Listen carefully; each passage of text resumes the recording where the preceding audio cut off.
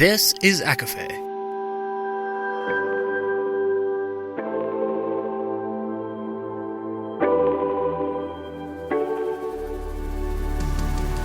Laura Marie and Jessica Marie proudly present A Court of Fandoms and Exploration, a podcast. Fair warning, everything the hosts say is explicit, full of spoilers and adult content and shall not be used against them. They have opinions. Let's try not to drag anyone for expressing themselves and just have fun for an hour. We all deserve it. This episode may contain spoilers from ACOWAR and Empire of Storms and does mention Soul of the Deep, Buffy, and The Wicked King. For full list, please see show notes.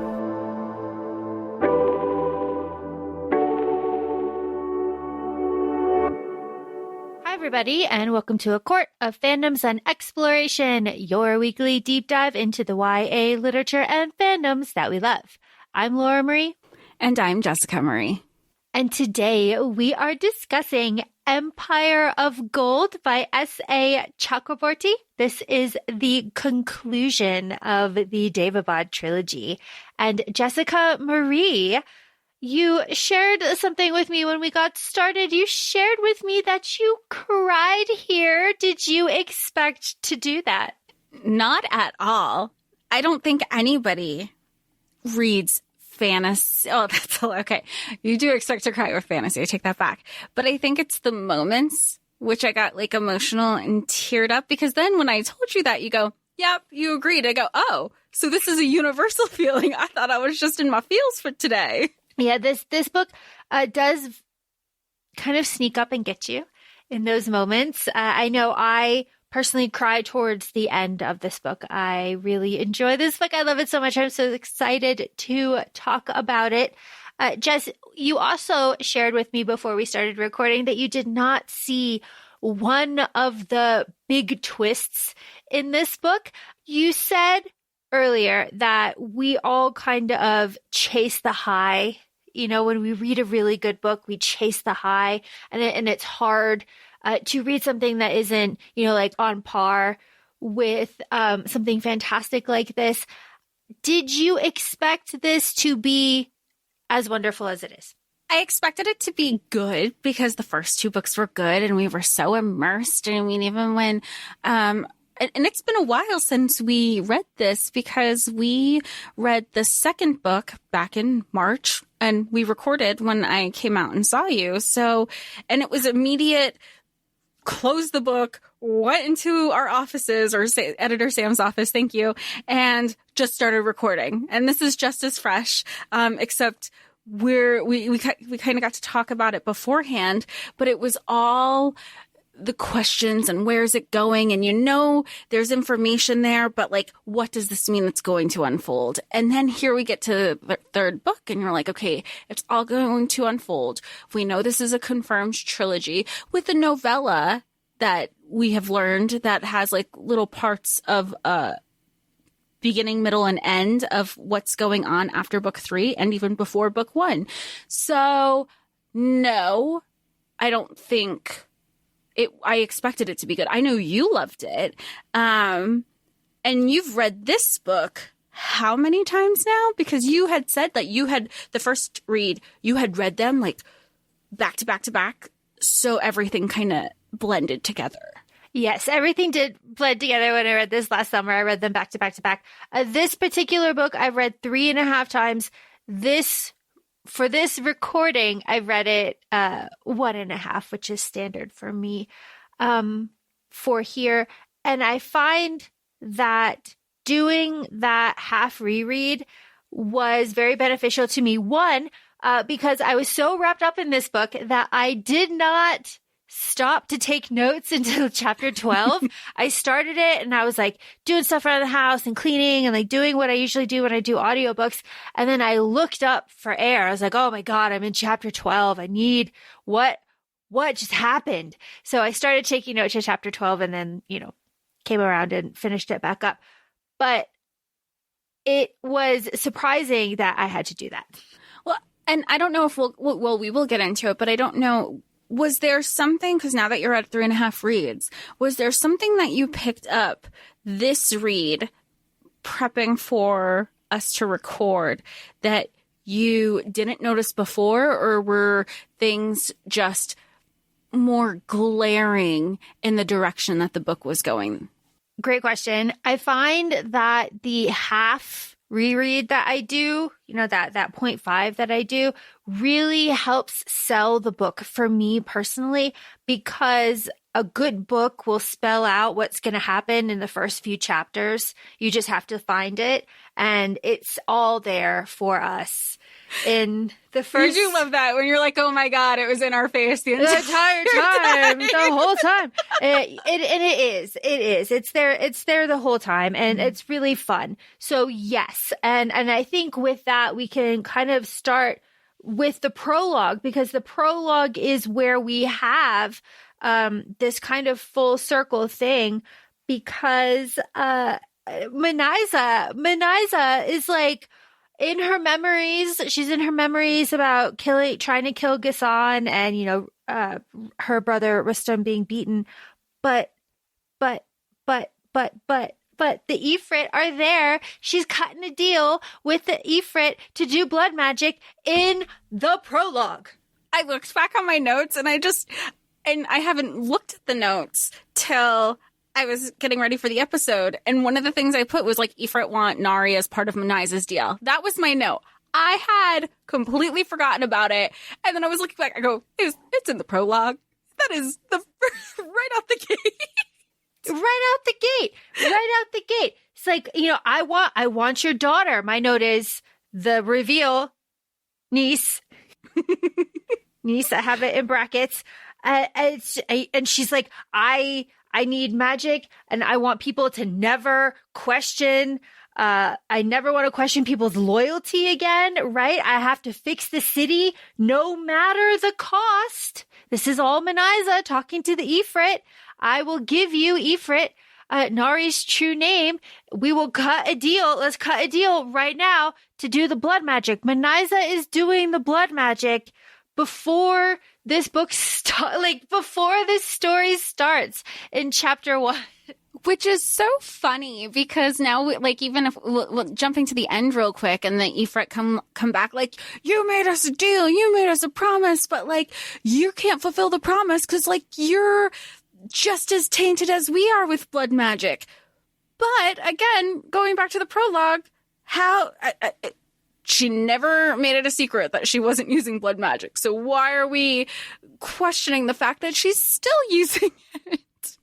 And the whole thing, right? So this story is about what absolute power corrupts absolutely. Isn't that kind of the line here? And the road to hell is paved with good intentions. That really sums up Manyza, I think, pretty well. But was it really good intentions? It just always felt like it was revenge. Well, absolutely, because she debated murdering a child in the desert and then ended up murdering her brother. She has been corrupt from, I'm not going to say the beginning. That's not fair to Manyza, but she has been corrupt for a long time. It feels like the beginning, because when we get the flashback from Sodek, who gave it to Ali, who gave the flashback to Nahri, and we'll get here also, it was just she didn't like who her brother wound up having a baby with either. So it seems like that is the infancy story. Yeah. Literally and figuratively. Yeah. It is just crazy shit that is presented to us in the prologue, but we are slowly sucked back into this story with all of these characters, starting in chapter 1 with Nahri, that you're just okay, and it gets put into the back of your mind, and then at the end you're like, oh well, damn. Huh. Well, and what's one of the lines, or not even a line, but there's something that Manyza references, and it's specifically with the ring. And I'm just she's not only upset that her daughter gave her quote unquote enemy the ring, but she gave a man. And I was like, ooh, we're getting to the backstory, because the end of the second book, we were like, why doesn't she have the ring? There's so many ways that this could be set up, because Nahri should have this ring. But we get I say a lot of our answers. We get all of our answers here in book 3. We do. We get all of them. So we start off with the prologue with Manaisa and the Ifrit. And who are the Ifrit? Who are these characters? So the Ifrits, as a reminder, and we have this on S.A. Chakraborty's website, we'll post in our show notes. They're Devas who refused to submit to Suleiman thousands of years ago and were subsequently cursed. We have Eshma, who's the leader of the Ifrit. There's Visarish, who is the Ifrit who came for Nahri in Cairo. And then there's Kandisha, the Ifrit who enslaved and murdered Dara initially. Then we have a lot of our returning characters from the previous books. We have Nahri, there's Dara, Ali, Zainab. Ghassan is dead, but he's referenced a lot, which is really nice in this book because it's kind of like if it's been a while since you've been reading or he's come back, Ghassan, like, you know that Ghassan is dead and how he ruled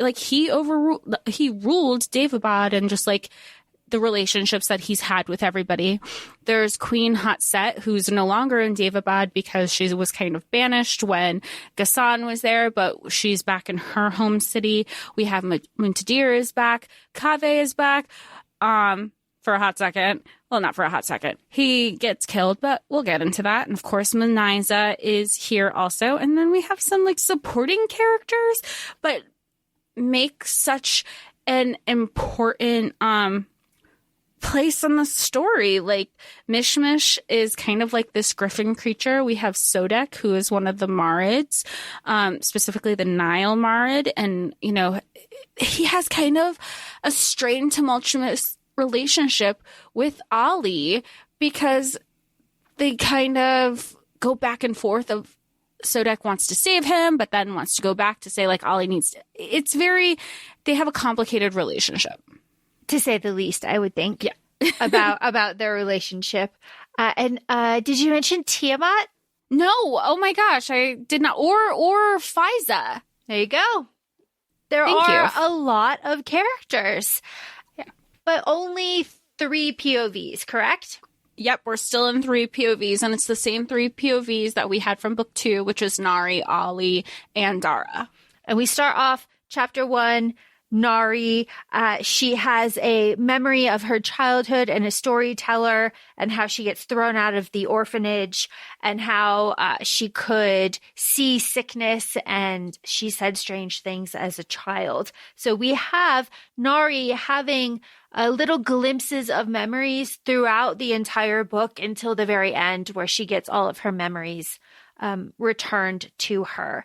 But holy shit, Ali and Nahri are in Cairo. They're in a village, like kind of close to Cairo, the same village. It's the village that Nahri and her mother were in, that Manaisa came to burn. And that's where Nahri went into the river. Here's again. It's presented to us right here. Well, then even at the end of the book, she was like, when she finds out who her grandfather is, she's like, it's been you this whole time. You're right here. But that's a mark of a good storyteller and the mark of a good writer, that you are able to put all of this here and we read it the first time and we digest it, read it the second time and hit ourselves in the head with it. So I love this opening scene. You can see it, right? They're like climbing out. They're like wet. They don't have their stuff. Like Cairo's in the distance. Ali is there. My God. And Ali is basically in a coma. So it's not like they're climbing out together. Nahri is doing this one woman show, taking care of herself and Ali, because basically what we knew from the end of the second book was that he was basically passed out. There's no magic. And she's just like, I'm saving you. I'm holding you to it. And that's a reoccurring theme that she kind of always says to him. She's like, I'm holding you to your promise. I'm keeping you forever. Like you're under my thumb forever, basically. And it starts off as this joke, but she's like, you know, it's just like always and forever. Here again, we are presented with the thing that happens later that is presented to us in chapter 1. Cut it out of me, Nahri. Cut it out of my heart. You can't cut it. You can't cut it out. They have the whole conversation right here that they end up doing later. Well, you know what I like about this? Because it happens also, and we'll get to it, the brain surgery chapter, where he goes, she goes, I don't have the skills. And even Ollie's like, you don't have the skills. You weren't taught this. And now all of a sudden, you were scared to get a mouse out of a person. Now you're going to do brain surgery. And it's so funny because one of the things that we talked about in book 2 was how Nahri's mentor is like, it's just in your blood. Oh my God, I just realized it's not in her blood because it's not Manaiza. It's not Manaiza. Oh, fuck. Okay. Sorry. I just made the connection now. But what I was going to say is even then in book 2, Nahri is like, I need more practice. This isn't just like something that's handed over and I'm supposed to know. And here we have in book 3, I'm just like mind fucked right now with what I just connected. But she does the same thing. All that stuff that her mentor was telling her, oh, it's in your blood. It's in your blood. Now everybody's backtracking what they've been saying to her for the last 6 years of like, oh, you actually do need more times. And she's like, no shit, but we don't have more time. So here we are. My world is rocked right now. I'm sorry. And here we are. And we have the ring. This is the first instance of Ali being like, the ring wants you. I can feel it. Like, I can feel it calling to you. And this is where Nahri's like, I cannot take it. I am Shafit. Like Manaiza said, that it will kill me. I am Shafit. I cannot take it. And of course, again, all of this presented to us on a fucking silver platter in chapter 1. But she then gets a Shedu. The Shedu shows up here. And the Shedu with rainbow wings. And she's like, help me, help me, help me. And the Shedu's like, goodbye. He just leaves. But again, right in front of us, why are you going to just go ahead and introduce a Shedu to us? Because we didn't get it in book 2, just for it to leave. Yep, just to leave. But then Nahri does leave and she builds a boat and then she locates the women. She hitches a ride and they go to Yaqub. Of course they go to Yaqub. Where else can Nahri possibly go? But Ali is full-blooded jinn, and jinn in the human world are like, you're not supposed to be able to see them. So people keep forgetting that Ali is there, and it's making everyone very kind of suspicious of Nahri. And she's like, God damn it. Like, Ali, really? You had the taxi driver, and they're like, where did he come from? And then Yaqub is saying like, I thought I was taking care of somebody, but now he's not there. And she goes, oh, it's, how your vision goes with old age. She hasn't seen this man in 6 years, and all of a sudden she's like, oh, vision. Makes sense. Well, and excellent, because we have, Jess, you said 6 years. We have little indicators of time throughout this book. This book takes place in 2 months. It's a very quick kind of story. But when Ali and Nahri get to Yaqub, it has only been 2 days. 2 days since Ghassan has died, since they've jumped through the lake, since everything. So they get to Yaqub. And Nahri explains what's kind of going on. She explains kind of where she's been, while also trying to be respectful of him and to not lie to him, because Yaqub is her only friend and she does really respect him. But they need help. They desperately need help. And she does tell him the truth because she didn't want to lie. And he was like, LOL, okay. So if you think, okay, all of a sudden you're magic, even though you denied it. Sure, that really exists. I've just been spinning tales. So she was just like, well, I tried. Anyway. Yeah, anyway, peace. So that's, I really like the time that Nahri and Ali spend in Egypt. It kind of shows Nahri that she wants a life with Ali, because it is they're not here very long, but it's in these days where she's like, I could be happy with him here. I could see a life with him here. We could leave this all behind. Of course, that's their big fight later. But it does start here with Yaqub. But then we're back to Manaiza and Mutadir. And oh my gosh, Manaiza, this whole prison torture kind of scene with Manaiza, she throws puts the arrow into Muqtadir's thigh and uses Dara's sister Tamima's story to kind of be like, see what happened to his sister? That's what's going to happen to Zainab. And it just does begin to show the fissures between Dara and Manaiza, because they do fight after this. Right, but like they were already those were already kind of getting laid in book 2 between them, because Dara was already like, whoa, I did not sign up to do this. And then she was like, yeah, it's fine. This is the other direction that we're going in. But then even with the confirmed poison spreading through, I mean, that was really sad. The description of just like how the poison was taken over all of Daevabad. And Kave's like, can you believe what this is happening? I thought it was going to be selective. This is why I was on board. And even Dara was like, oh, he couldn't say anything because he knew it wasn't going to be selective, and he knew that Manaiza knew it wasn't selective. That was the thing. It wasn't like, oh my gosh, I did the spell and the spell went wrong, even though that's kind of how she painted it to Kaveh. But it was like, and I know that's not what this was. And Kaveh's like, oh my gosh, like this is the woman that I love. That's all he's thinking. He's so blinded with his rose-colored glasses because him and Manaiza can like finally be with each other again. And what they want is to find out where Jamshed is, because no one knows where Jamshed is. Of course, we know that Jamshed is in the dungeons of Dimitri, but she's like, where is he? Muqtadir, where is he? Oh, okay. You tell me that you don't know who he is, and then suddenly...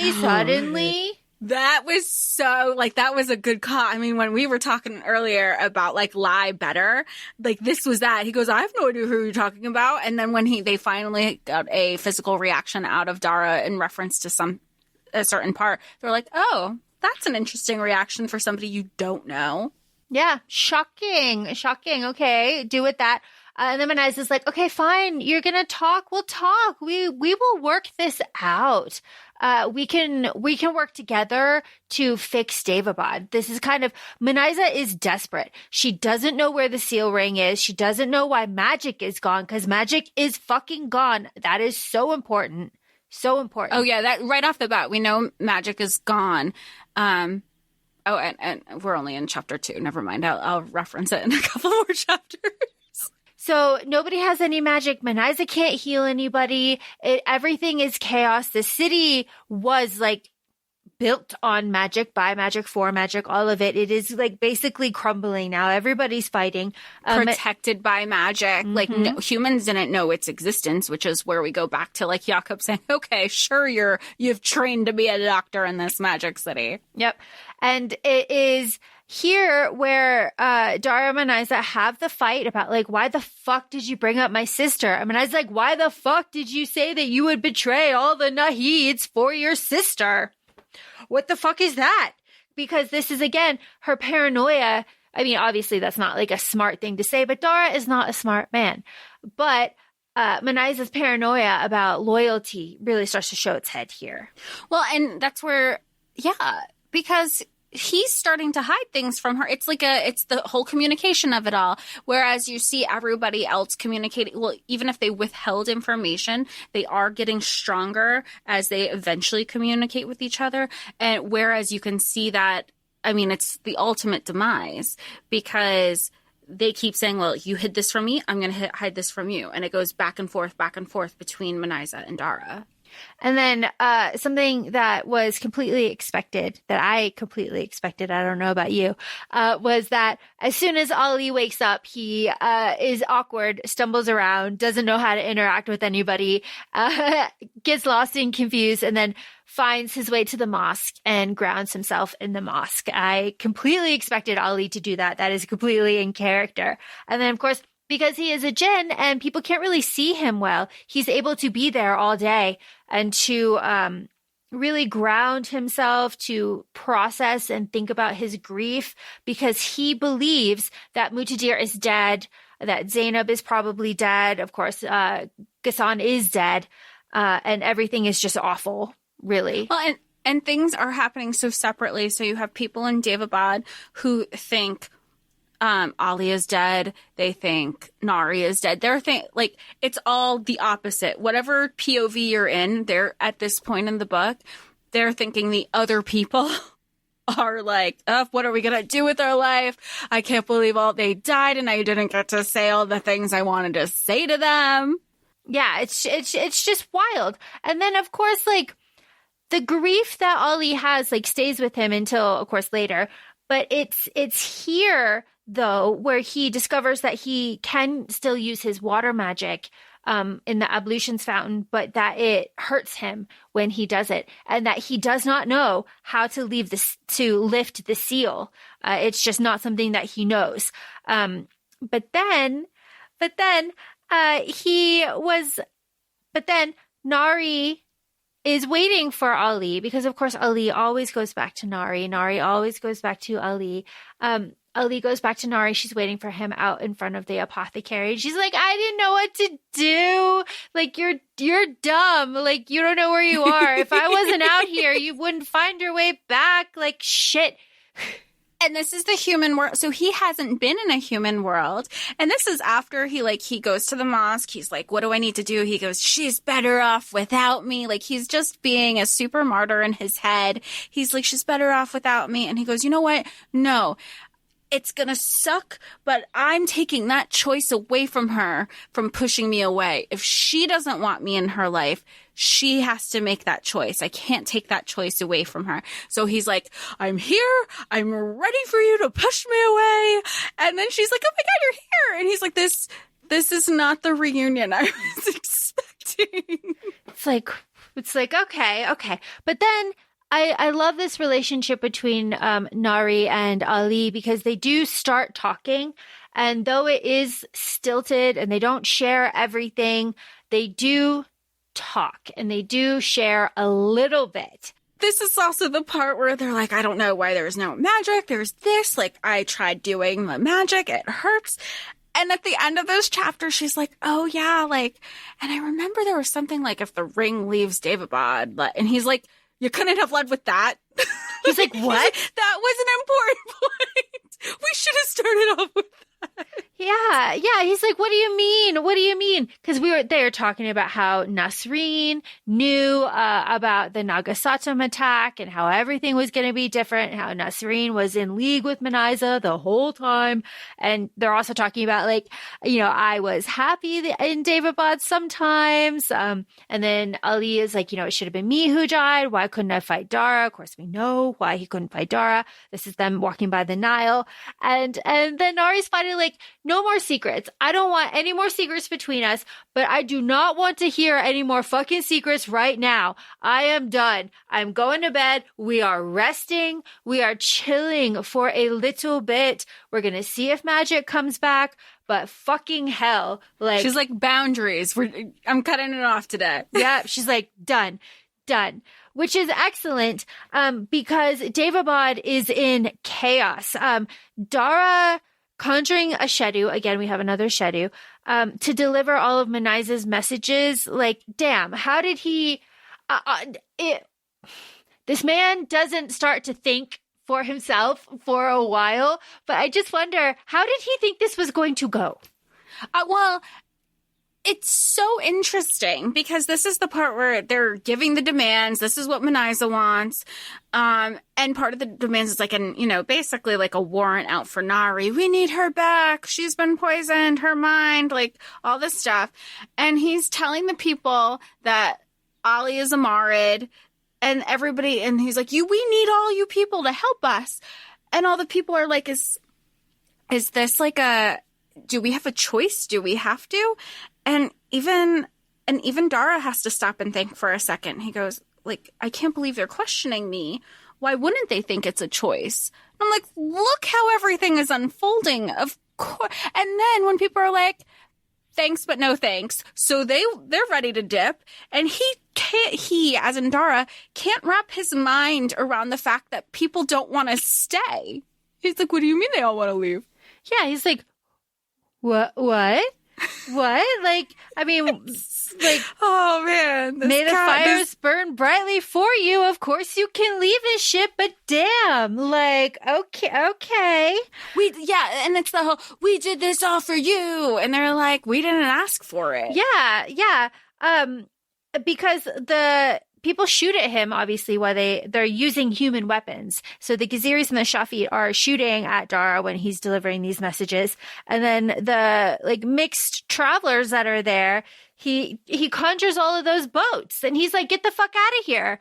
BT dubs, though, no one can leave Daevabad. Like Manaiza is like, no, there's no information getting out except what she wants, which is Ali did this. Ali, he kidnapped Nahri. Like this, he's the enemy. But Jamshit though.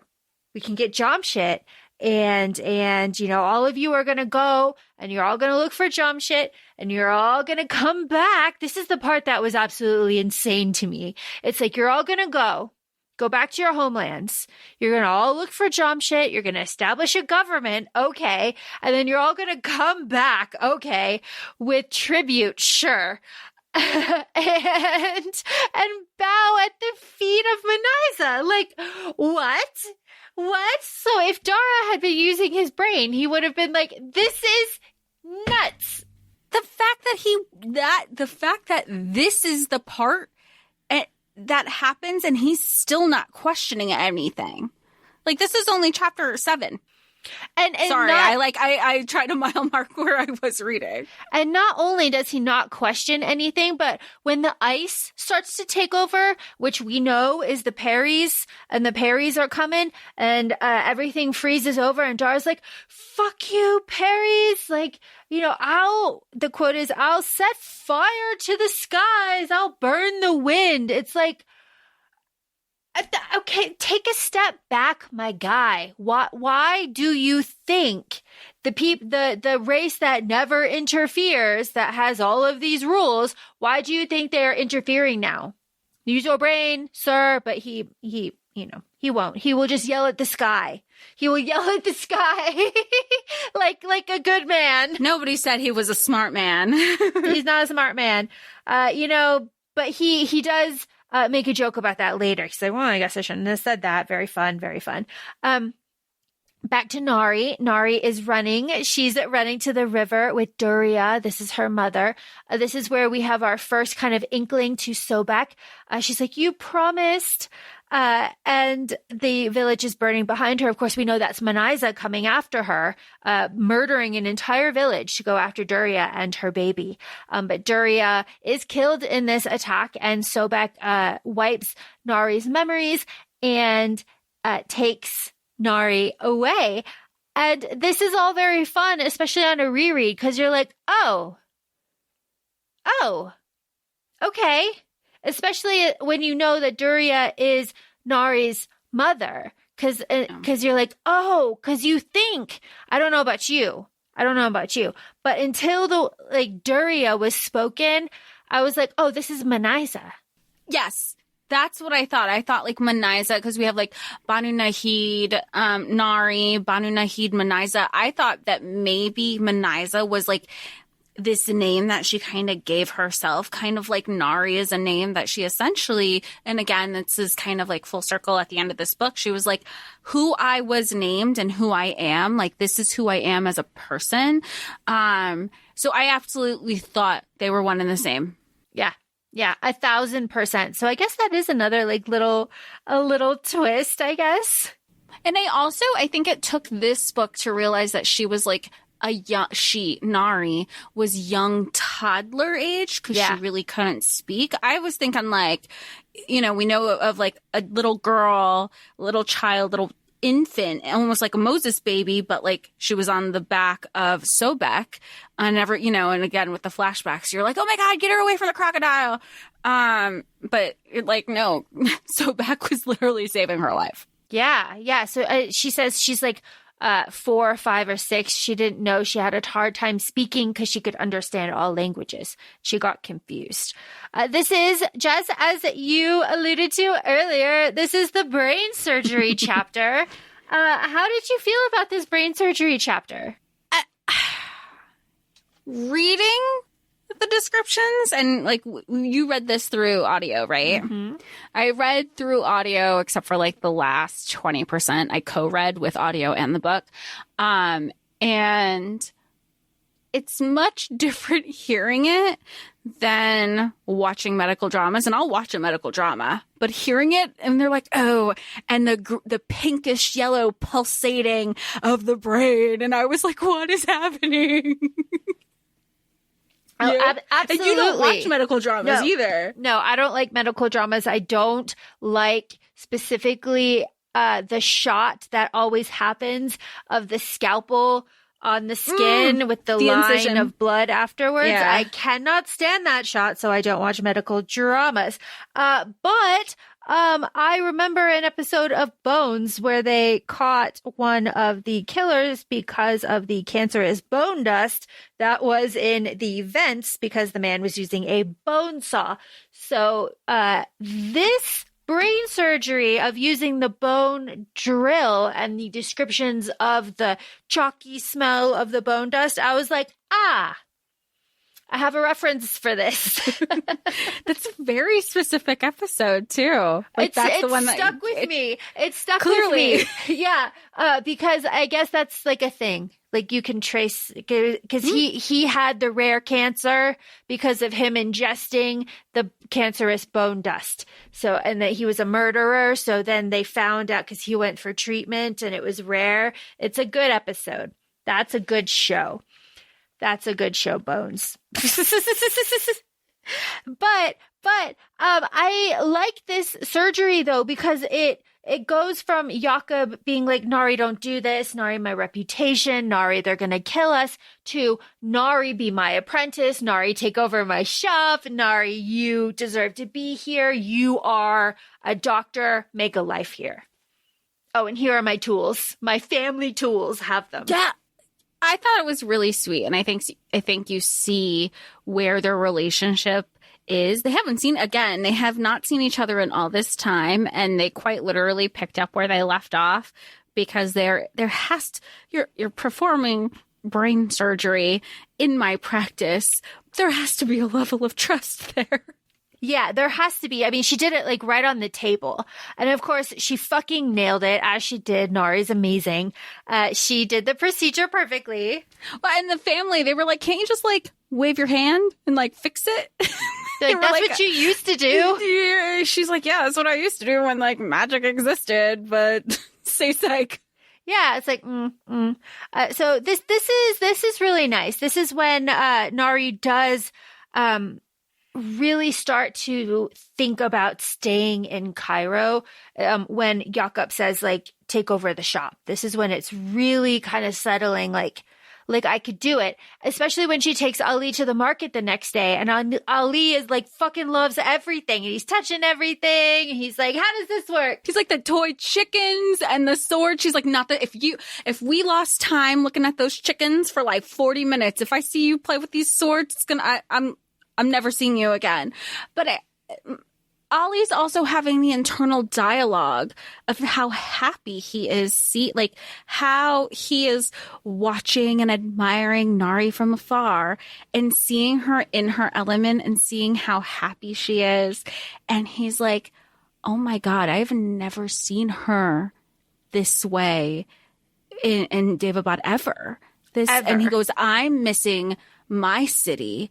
Is this what Nahri has felt like for the last, again, there's always an emphasis on the timeline, which is really nice, because it also, you're reminded that she wasn't just like gone and there for a couple, or like there was a different sense of, oh, here's the human timeline and here's the Daevabad timeline. It is 6 years. Like, you can't work your way around that. And that's also referenced with Jakob. So he goes, I can't imagine feeling like this. And look at how happy. Why wouldn't I want her to keep that? Yeah. And, Ali gets swindled at the bookshop. Very fun. We love it. And he doesn't want to admit it. He's like embarrassed about it. He's like, oh, Same. Damn. He took that real fast. I overpaid. But what he's doing is he's buying maps because Nahri just casually mentions that the Nile goes really fucking far and it might be able to connect to Dimitri. And he's like, hey, my mom lives there. Light bulb. I could go to my mom. Shocking, men. But after they have this little thing, they have a fight on the rooftop. And this fight on the rooftop, I really kind of empathize with Nahri about too, because she's being vulnerable because she's pitching her like the life to Ali, and Ali just like slaps it down. He slaps it down, but he's trying to be nice about it, but he's just like, no. I feel bad for her. I really feel bad for her because it is literally her Cairo life is on a silver platter. Because at first he was like, how? Because see, Ali is smart. He's not Dara. He's like, wait, she's talking about things about the future. How is she going to do? Oh, she's worked everything out. And that's where he's like, you have everything figured out. It's just, you feel bad. And the thing that she says to him, where she's like, I'm glad I gave you the right, like when they were, she's like, ooh, even then I went too far. Maybe I went too far with saying that. As somebody with a sharp tongue, I've been known to say things that I'm like, ooh, I say it because I know it'll hurt the other person, not because I feel that way. And I feel like even then she was like, ooh, I took it too far when she said that comment. And they just like, they took a breather. They were not talking at the end of that chapter. Oh my God. Yeah, no. Nahri ends up going to the Tsar where everything happened, and then she goes back to the cemetery. But Ali says, like, Nahri, we have a fucking duty. We have to go back. We have a responsibility. And Nahri is just like, we could be happy though.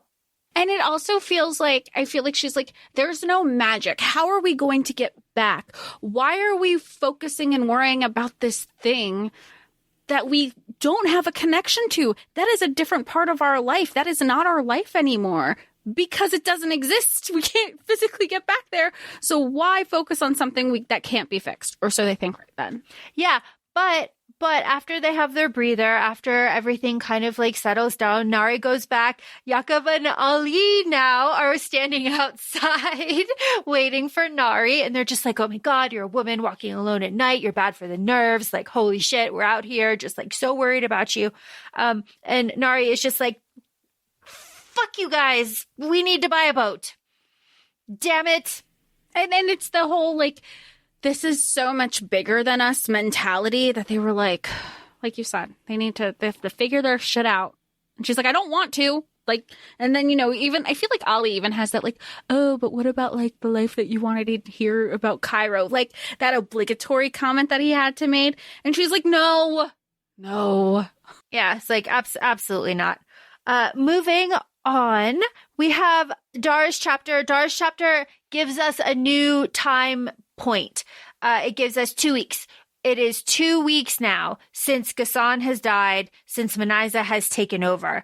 Nobody has surrendered after Dara's messages. There aren't enough soldiers. Manaiza is arguing with Kartir and the priesthood. Kartir's like, you have taken over the city. It's a responsibility. Like it's not like a right. You don't have a right to the throne. You have to take care of the city. All of this, while Dara is having his own internal kind of memories about being summoned to the Nahid Council. He's like, the 5 words that changed my life. You've been summoned, by the Nahids or whatever, to go to Qaizi. So he still has this like deep pit of guilt about Qaizi, obviously, rightfully so. But he is still thinking about that, overhearing Manaiza and Kaveh talk about fucking removing the priesthood, which is just like kind of ballsy.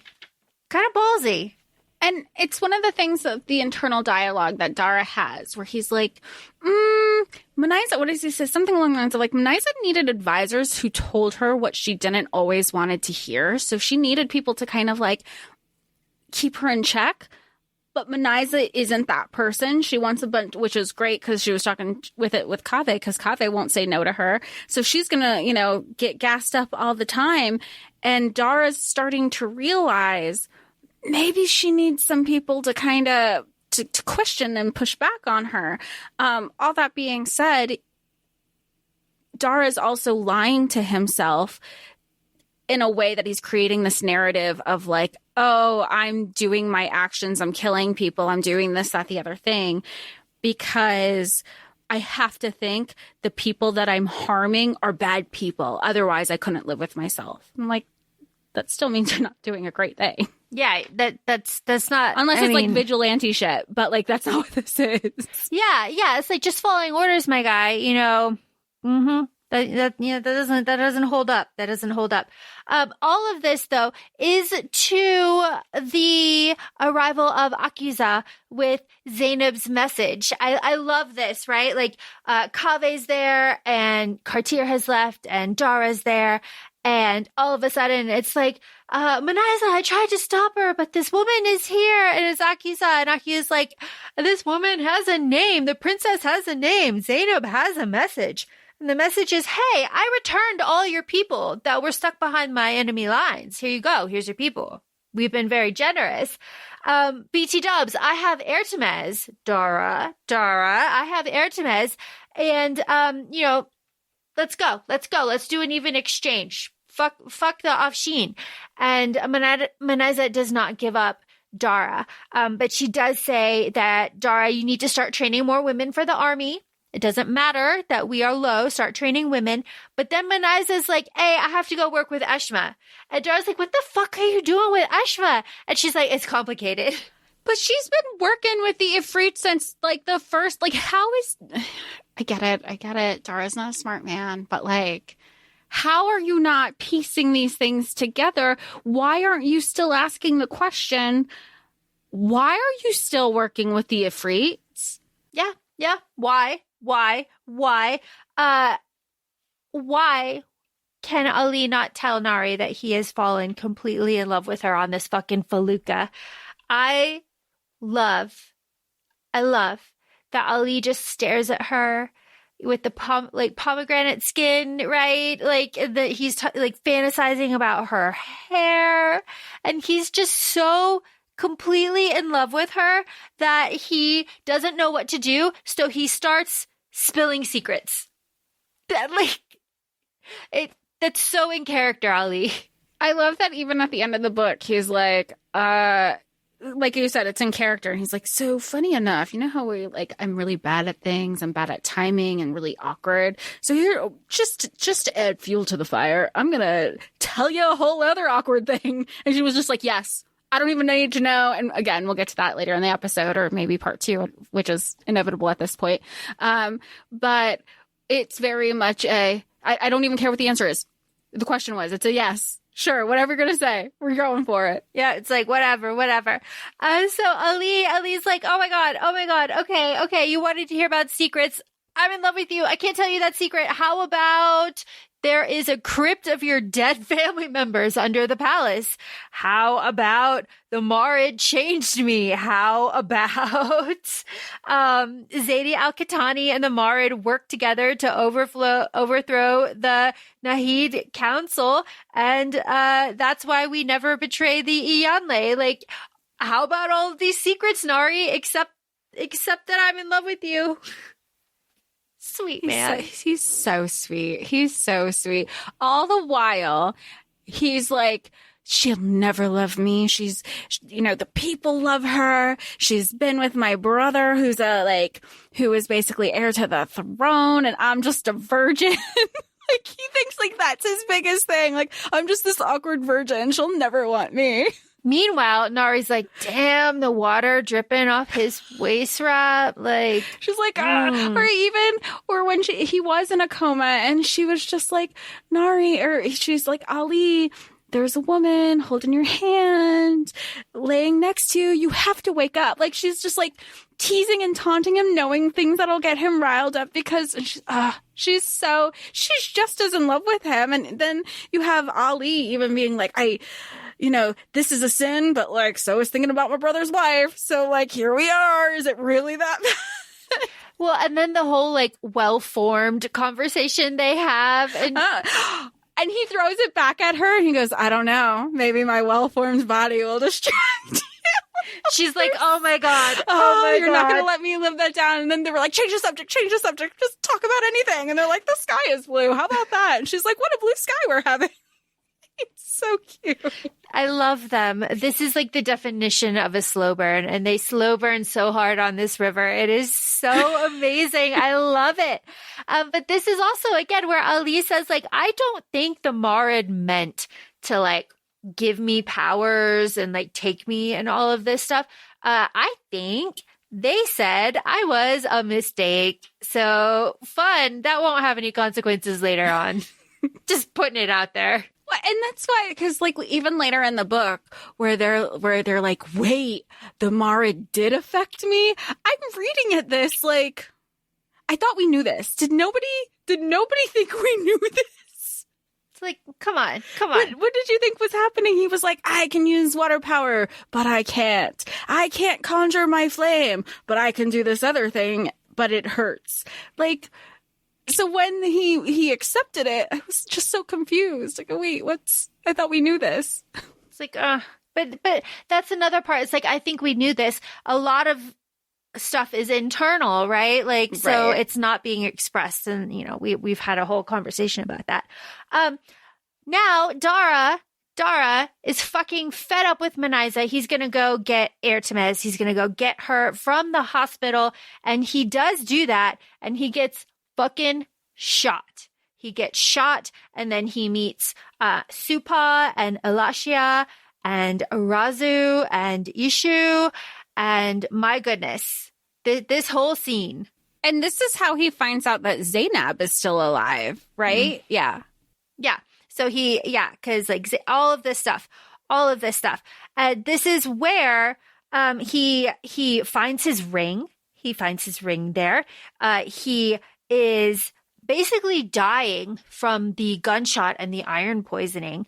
So he doesn't get out of the hospital part with Razu and Alashia until 2 days later. He stumbles out of there. He has to hide in garbage and like hide in carts to get back to the palace.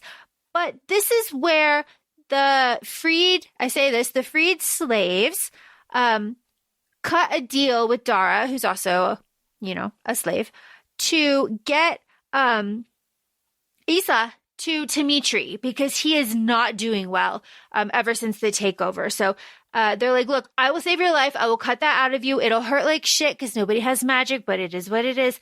But you are going to enchant this big cauldron to zoom him away to Dimitri because he cannot be here, and that is our price.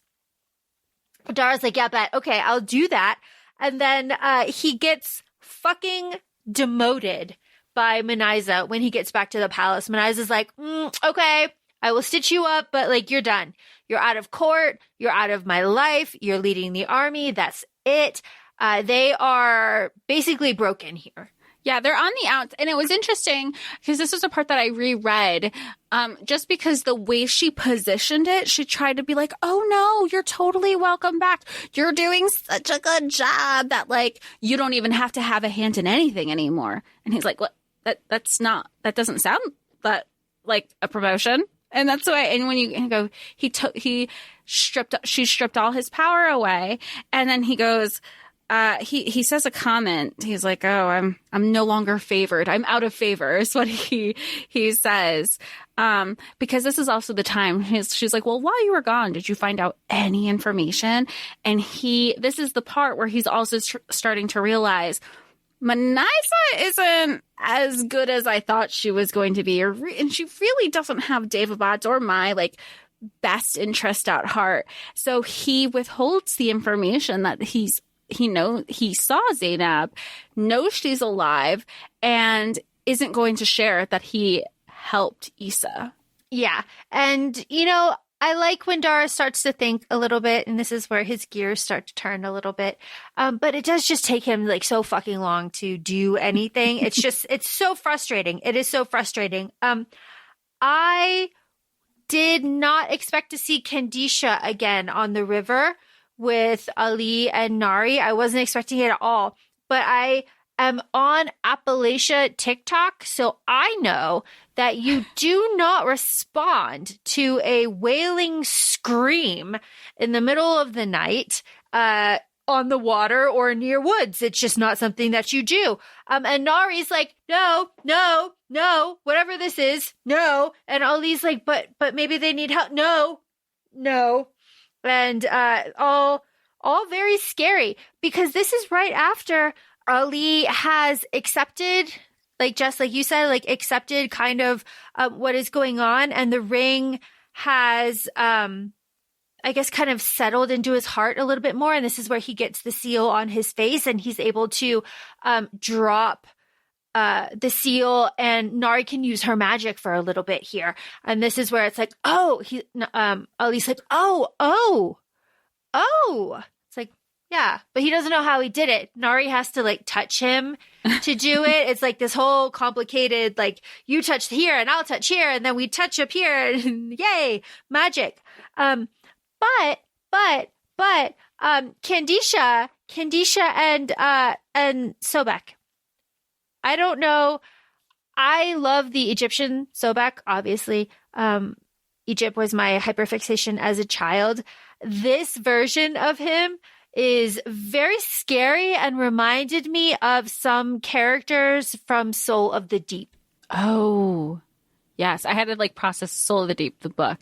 Yeah, I mean, the narrator does such a wonderful job where you're creeped out by Sobek, and you also don't know where he aligns, because it's very, I don't want to say it's self-centered, but this part particularly where he's essentially saving Nahri and Ali from Kandisha, you're like, wait, so whose side are we on? Are we here? Are we there? We know that Sobek has rescued Nahri when she was a baby, but we also know that he's not exactly in favor of Ali, and that's probably has to do more with like the Marid spirit. So this whole thing was very on the edge of your seat, because it was so bad, because there's a fight going on, because Nahri is getting kidnapped in a way. She basically drowns. And even when Ali brings her back to life, he's like, I felt like I pulled the water out of her. And that would be coming from his like Marid powers that happened from book 1 that he received. Yeah, and the Sobek comes out as like a giant crocodile that turns into a man, and Ali's like, what the fuck? What the fuck? Because Sobek yells at Kandisha and uses her true name and is like, hey, get the fuck up out of my lands. What are you on about? Like, these are my people. These are my people. Leave me the fuck alone. Leave all of them alone. And then Ali's like, oh my God, cool. We're safe. And Sobek's like, who? What the fuck is going on? And he starts going after Ali. He's like, do you know who I am? No, then you need to leave. I made a promise, all of this stuff. And then he's like, that's the ring. You have a Nahid the Conqueror's ring. He's like, the price has been paid. The price is paid. All right, cool. Save Nahri. We get some memories here. And Ali is like, hey. Will you take us to Dimitri? River Crocodile Man. Can we go to Dimitri? And Sobek is like, bet. And I like that. I like it. And this, you know what? And this is, we're also getting more background, like, yes, the memories, but you also have Sobek telling Ali and I even noted, I go, Sobek says, you will never have full use of your powers with that ring in your heart. So that is another foreshadowing moment that the ring needs to be removed from the heart. And I like that it's kind of danced around, that nobody's saying how. Again, looking back at my notes, I'm sure with the reread, you're like, duh, he wasn't going to die. But when we know from book too, that Ghassan was killed and had the ring removed. It's a moment where you're thinking, oh my gosh, the only way to remove the ring is through death. So like that's its own little, when people are hearing about the ring being removed, there's this assumption that that means Ali is dead. But I guess like having that brain surgery was a good precursor to be like setting it up. Again, sprinkled through, making more sense as we're talking it out. It is. It's good. And also sprinkled through this entire book are Nahri's memories. And Sobek starts to reveal some to Ali as Ali is like carrying, this is nice now. So Nahri carried Ali's unconscious body, and now Ali is carrying Nahri's unconscious body as they walk through the like currents in this very magical realm that Sobek is traveling with Ali too. And he says like, yeah, her family's from Egypt, but they're like all dead. I used to eat brides because I was a god. And this is where Ali starts to really feel disgust towards Sobek. And that is a continued theme throughout his plot where he goes to Tiamat. And Tiamat makes him deal with that disgust later on. And then Sobek says that Nahid's spell has been broken and he is not going to be there to take back Daevabad, but that he misses the communion of minds between all of the Marid, and that Sobek has a deep, deep loneliness, but he still fulfills his bargain and they arrive in Tamitri. We have a very quick Dara chapter where he is speaking with Kartir in the temple in the morning where he's sweeping, and their conversation kind of talks about Dara's faith being, rattled. And then Kartir's like, hey, but like you should get Mutadir to help you reunite the city. Like we need to work together with Mutadir. And Dara's like, yes. Well, and this is a nice chapter because you have Dara like, oh my gosh, woe is me. I suck. I'm so sad. And he's like, quit wallowing. Nothing is going to get done. If you want to talk about penance, you have all this time.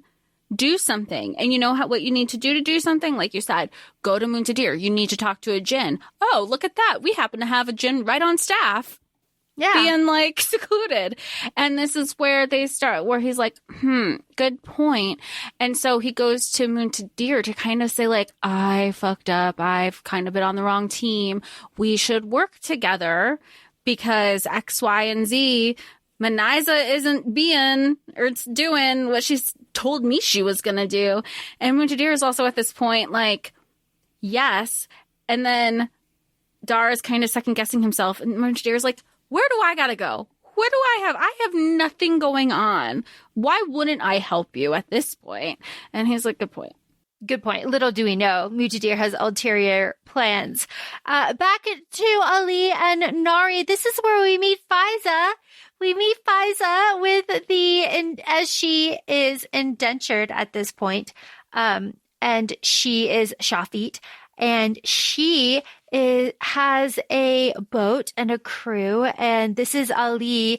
This is the hilarious chapter where Nahri is like, Ali, flirt. Try to flirt. and Ali's like, I don't know how to do that. Like, what? And then he tries and Faiza's like, oh, okay. Oh, all right. Stop. Whatever this is, you're being really obvious. And I like Faiza because this is also another female friendship that we have for Nahri, because she's just like, nobody knows really that she's part Shafit, and the people that kind of assume, nobody's really confirming. So, and she hasn't admitted to it. She goes, you know what? Like, this is the person that she's going to admit it to. She's like, it's exhausting trying to hide this secret. Yeah, she can't. She can't. And then this is where they have a mutiny. Ali and Nahri strike a mutiny fast. They were ready. in my opinion. And he calls the water and they escape and everybody's on the boat. And this is where the Marad magic really starts to take over Ali. And he starts to like climb into the water and his eyes go black and everybody starts freaking out. And this is where Nahri smacks him with an oar and knocks him out. And later she's like, I didn't know what to do. I'm sorry. Which makes sense because the Marad had taken over. Well, you're led to think that he's kind of like taking over Ali, but Ali's like, I knew who everybody was, but I couldn't move past the control. But I do like when they were like, bring us to the sea, like a command, because he's still unsure about what are these Marad powers that he has acquired. He just knows that it's kind of there, or he could hold his breath really long underwater. But the continuity of understanding what he can do and being brought back by Marad, what that actually means. And it's also here that Faiza learns that Nahri is Shafit. And this is the first time that Nahri has like said it out loud. And it's kind of a bonding moment that she has with Faiza. And it's nice. Just like you said, another female friendship. And it is jarring then to go from this to Dara fucking a dancing girl at the party that Mutadir put together. I was just like, whoa.